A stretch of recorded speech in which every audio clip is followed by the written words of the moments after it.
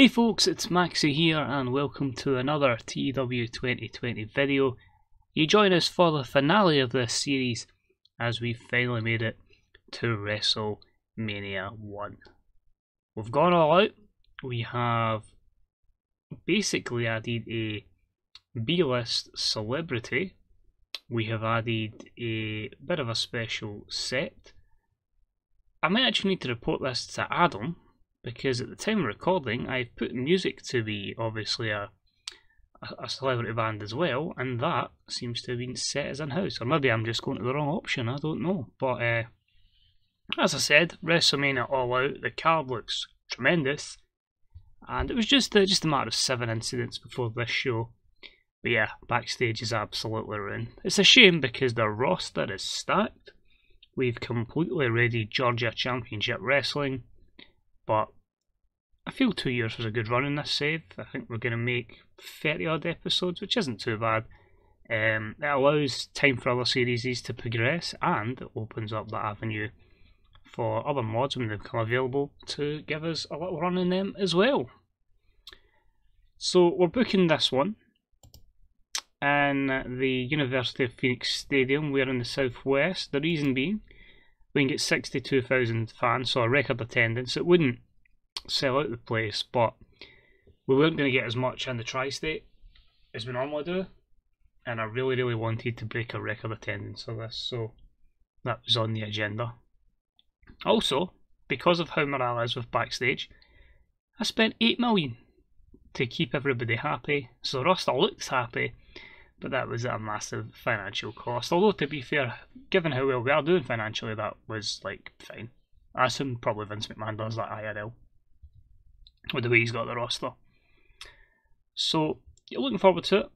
What we need to beat is last year's 79 rated show that was at this stage, and because the card is that stacked, I'll join you in the show when we get there. So as always, before we get into that, thank you very much for watching. It's much appreciated. If you want to get social, you know what to do. Any replies deep appreciated. I'll quite happily get back to you. If there's any other stuff you'd like to see in the future in terms of what mods you would recommend, I can certainly take a look at them. There'll be a few saves that obviously I'm doing on Twitch that I'll be doing on here as well. And there'll be stuff I'll be playing offline. But yeah, maybe just tweet about every so often. But if there's anything you think I should take a wee look into, let me know. And I'll delve into it. And of course, if you want to buy the game or you want to try the demo, links in the description, etc. etc. Places to view other people's content and take all the best mods as well. But I've blathered on enough about that. We're here for WrestleMania 1. Can we top Hulk Hogan and Mr. T against Paul Orndorff and Roddy Piper? I hope that was the match. I hope I've not completely arsed that. But aye, let's jump in to WrestleMania 1. So of course it is 1985, WWF did not have any pyrotechnics, so we just have a hype video for what the world is watching, and that is your WrestleMania main event tonight as the immortal Hulk Hogan goes to challenge the dastardly champion, recently turned dastardly champion, Ric Flair, in our main event of the evening, and that was an 83 rated segment.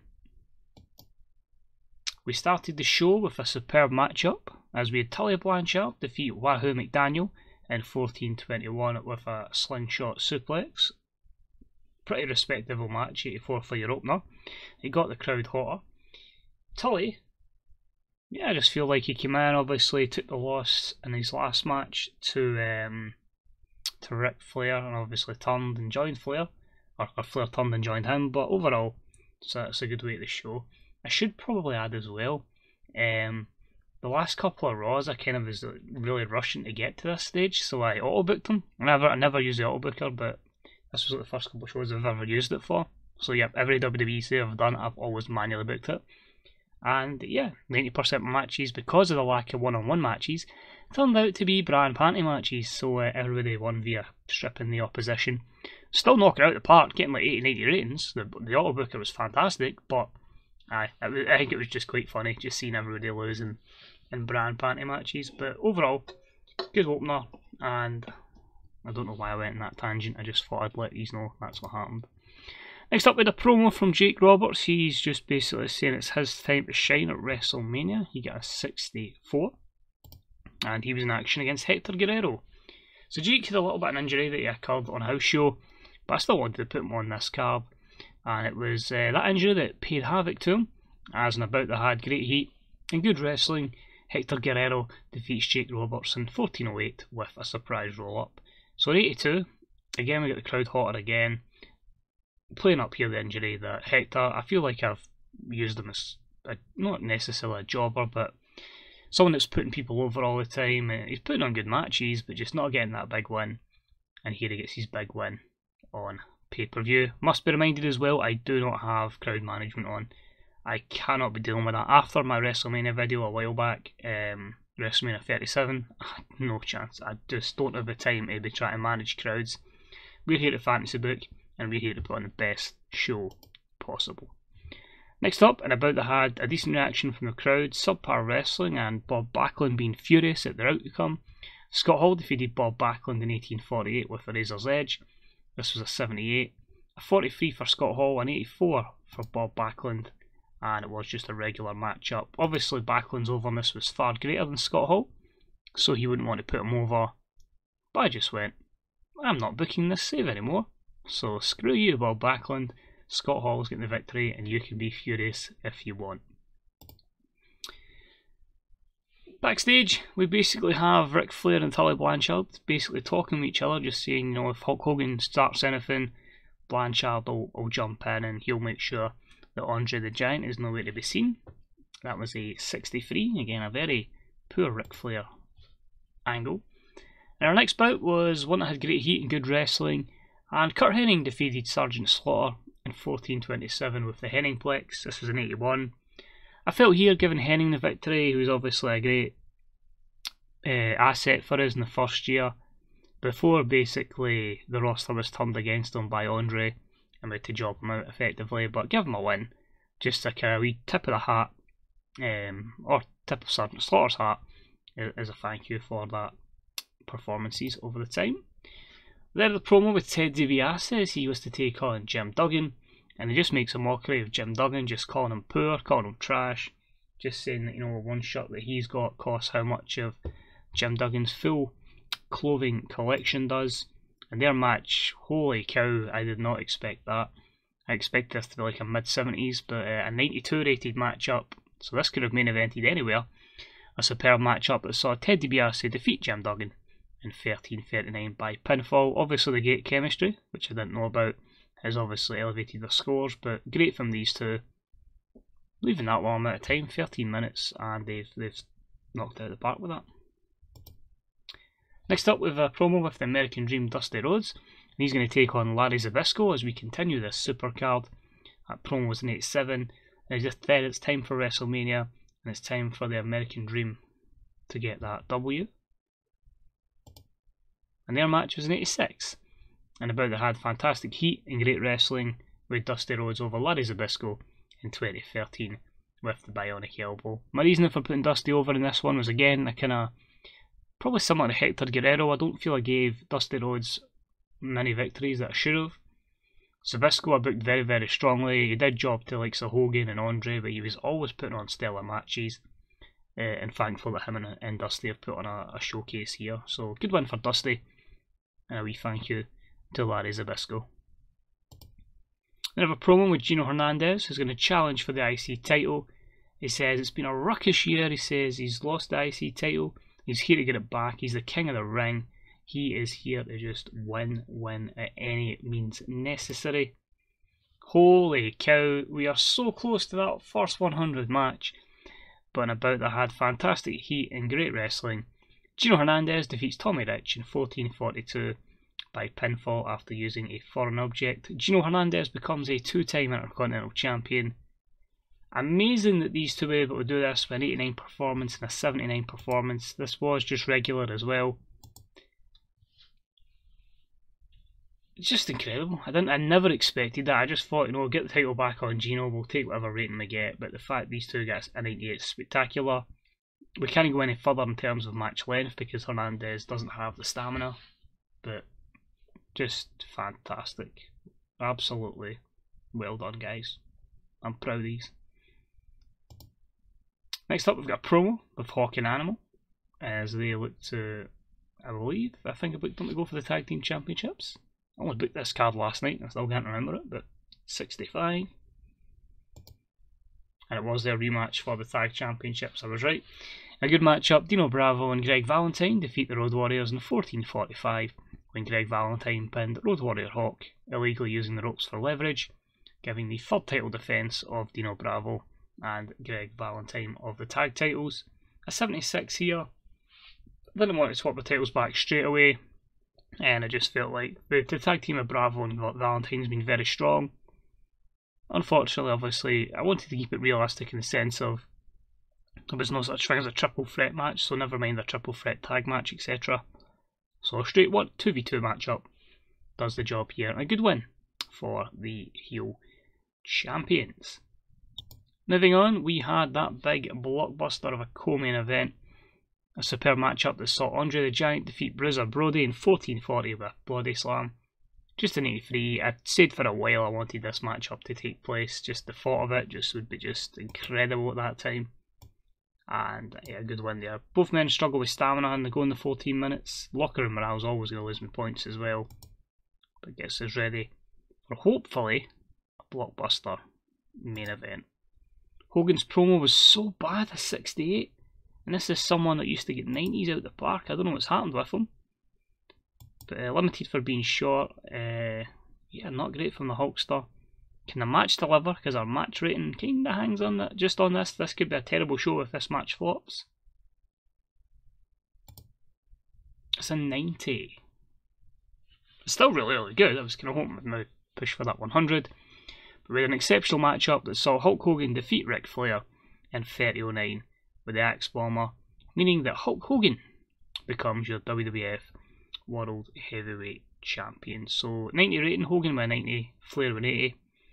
If it wasn't so obvious, practically as soon as I announced I was making WrestleMania happen, Hogan was always going to be crowned champion on WrestleMania 1.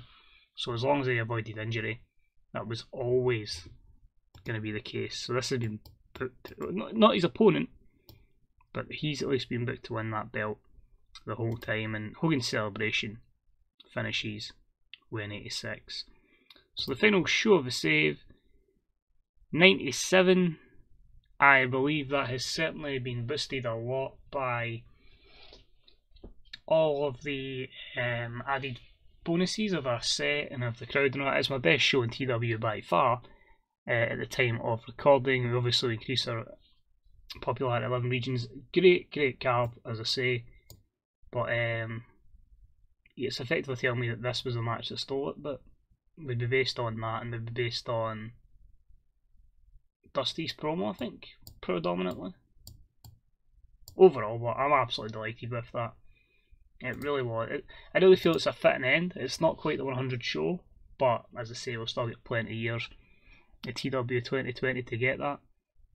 But pleased with it, and hopefully we can do well in other shows as well. So just to finish up a few things, the show was an absolute success, which is good to know. Rennie Goulet and Hector Guerrero getting negatives from their counterparts. 808,000, so I'm assuming that buy rate of 1.61 would have been our highest as well. We finished the save with our size at a very respectable 83 across the board, 82 in some places as well.